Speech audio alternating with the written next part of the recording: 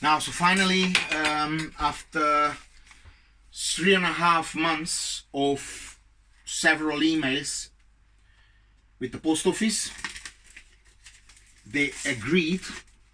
They're saying it's because of goodwill, but it's not goodwill. It's just the pressure I put on them to pay me back my money when they're completely screwed up my business. Now, this should be a nice check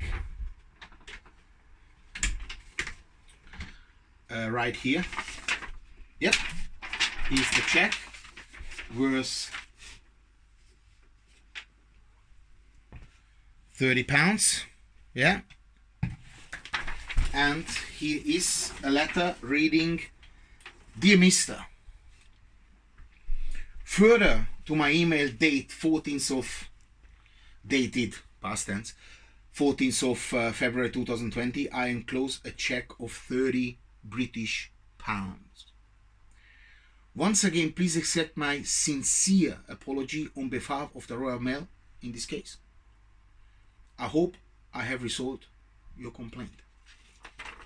Now, generally, it's not an issue here about £30.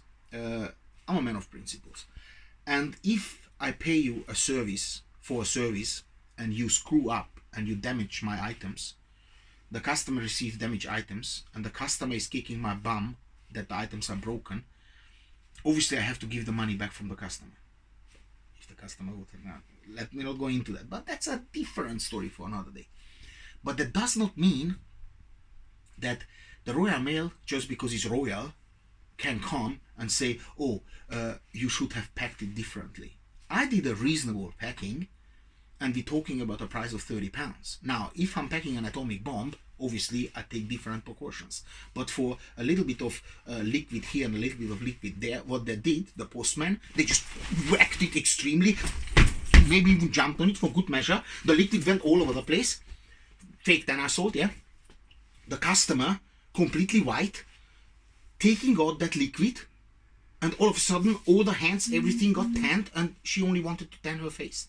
Now, I'm lucky that the customer doesn't take me to court for you know, all the liquid all over the place, because if you want to tan your face and your hands get tanned, it's very, very problematic. So, the Royal Mail can be very, very happy that I don't take that case further, because I actually demanded some money for my time I wasted sending those emails. Because I'm charging £50 for an hour of my time. Now, 2.5 months or 3.5 months send letters back and forward, it's £30, doesn't even scratches the service. But since I got an apology from the Royal Mail, I feel a little bit royal.